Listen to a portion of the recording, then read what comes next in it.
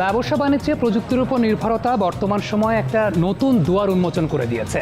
বিশেষ করে cloud computing থেকে শুরু করে বিভিন্ন ই কমার্স সাইটগুলোতে ডেটা অ্যানালাইসিস, আর্টিফিশিয়াল ইন্টেলিজেন্সের ব্যবহার সবকিছু এই মুহূর্তে অনেক কাজকে সহজ করে দিচ্ছে। এতে গ্রাহকদের সঙ্গে কমিউনিকেশনটাও অনেক ইজি হয়ে যাচ্ছে।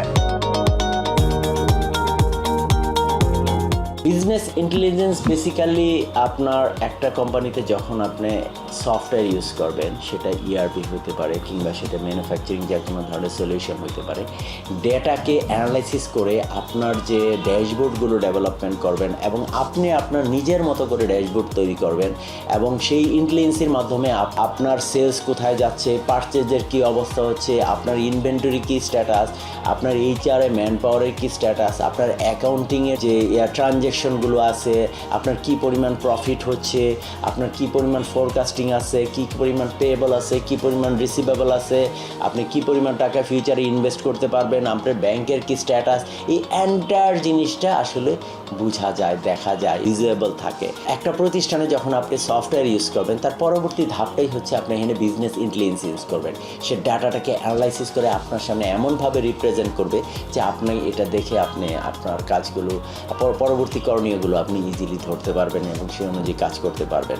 এবং একটা কোম্পানি যখন একটা অটোমেশন হবে, তার ইফিসিয়েন্সি বাড়বে। কিভাবে বাড়বে? এই ডেটা অ্যানালাইসিস করে, এই বিআই এর মাধ্যমে সে ডিসিশন মেক করবে। এবং একটা সিঙ্গেল সোর্স থেকে যখন আপনি পুরো কোম্পানি রান করবেন, তখন আপনার ইফিসিয়েন্সি অটোমেটিক্যালি বেড়ে যাবে, আপনার কস্ট রিডিউস হয়ে যাবে এবং আপনার কোম্পানির গ্রোথ দিনকে দিন বাড়তে থাকবে। বাংলাদেশে এখন পর্যন্ত বিজনেস ইন্টেলিজেন্সগুলোর ব্যবহারগুলো আস্তে আস্তে বাড়তেছে, কারণ মানুষজন এটার বেনিফিটগুলো নেওয়া শুরু করতেছে। আপনি জানলে খুশি হবেন যে প্রাইভেট সেক্টরে এখন ইআরপিগুলো অনেক ইউজ করে এবং তারা এটা থেকে বেনিফিটগুলো পাচ্ছে। আপনি আরএমজি ইন্ডাস্ট্রি একটা ভেরি কম্পিটিটিভ ইন্ডাস্ট্রি নাওয়াডেজ।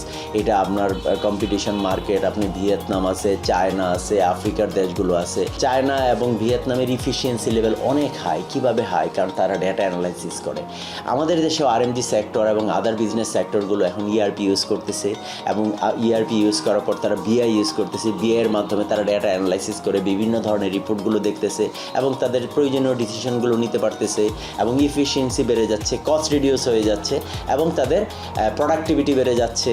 সব কিছু তারা বিজনেস তাদের নিজস্ব নিয়ন্ত্রণে চলে আসতেছে। আমার কথা আছে যে আমাদের দেশে বিজনেসটা বলা হয় ওয়ান জেনারেশন বিজনেস, কারণ পরবর্তী জেনারেশন আসলে সেটাকে কন্টিনিউ করতে পারে না। কেন পারে না? কারণ বিজনেসটা একটা প্রপার ফাউন্ডেশনের মধ্যে দাঁড়ানো থাকে না।